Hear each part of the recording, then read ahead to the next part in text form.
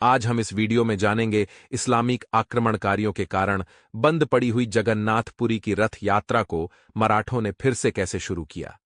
लेकिन वीडियो को शुरू करने से पहले अगर आप चैनल पर नए हैं तो चैनल को सब्सक्राइब जरूर कीजिए।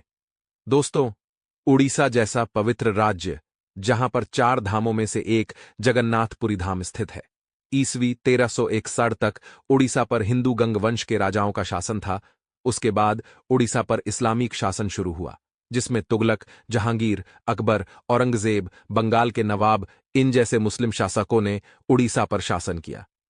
इन जैसे मुस्लिम शासकों ने जगन्नाथपुरी मंदिर की धन संपत्ति को अनेक बार लूटा और मंदिर के अनेक हिस्सों को भी तोड़ दिया। मंदिर के आसपास रहने वाले हिंदुओं को मार दिया और भयंकर रक्तपात भी किया। इसकी वजह से मंदिर की मूर्तियों को हर बार सुरक्षित स्थान पर स्थानांतरित करना पड़ता था। इन जैसे अनेक कारणों की वजह से जगन्नाथपुरी की रथ यात्रा बंद पड़ गई थी। इसके बाद 16वीं सदी में छत्रपति शिवाजी महाराज ने मराठा साम्राज्य की यानी हिंदवी स्वराज्य की स्थापना की और इन इस्लामिक आक्रमणकारियों की मुगल सल्तनत को जड़ से उखाड़ फेंका। उसके बाद छत्रपति शिवाजी महाराज के पोते प्रथम छत्रपति शाहू महाराज के शासनकाल में मराठा साम्राज्य का उत्तर भारत में विस्तार हुआ, जिसमें नागपुर के महाराज रघुजी राजे भोसले का भी बहुत बड़ा योगदान था।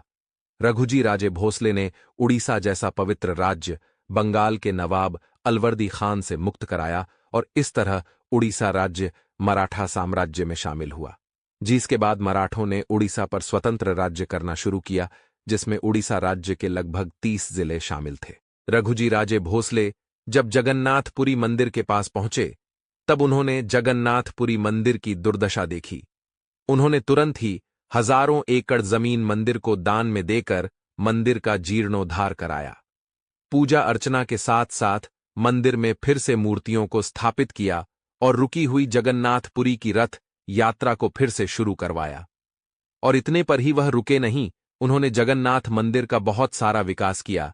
जैसे उन्होंने मंदिर के पास भोग मंडप का निर्माण करवाया, मंदिर के मठ को दान पत्र प्रदान किए, यात्रियों को रहने के लिए मठ का निर्माण भी करवाया और उसके साथ साथ 22 धर्मशालाओं का भी निर्माण करवाया।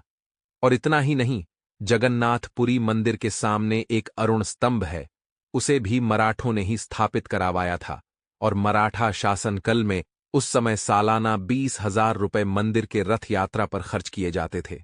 और इसके अलावा भारत के सभी राज्य के लोगों को जगन्नाथपुरी का दर्शन हो सके, इसलिए उड़ीसा के कटक से कोलकाता, नागपुर, जयपुर, मद्रास, विशाखापट्टनम, कलिंगपट्टनम जैसे अनेक रास्तों का निर्माण भी मराठा शासनकाल में ही किया गया और आवश्यकता अनुसार उस रास्ते पर पुलों का निर्माण भी करवाया गया।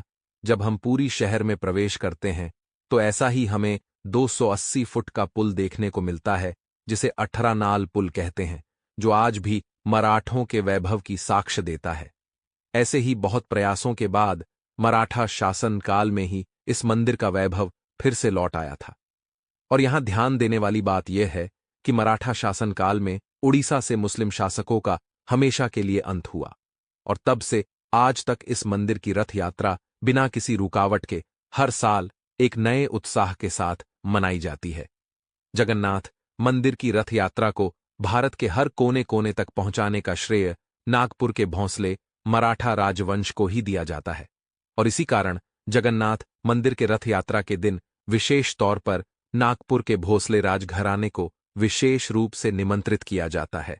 वीडियो अच्छी लगे तो वीडियो को ज्यादा से ज्यादा हिंदू भाइयों तक शेयर कीजिए। यूट्यूब चैनल को सब्सक्राइब करना ना भूले। जय जगन्नाथ, जय भवानी, जय शिवराय, जय महाराष्ट्र, जय हिंदू राष्ट्र।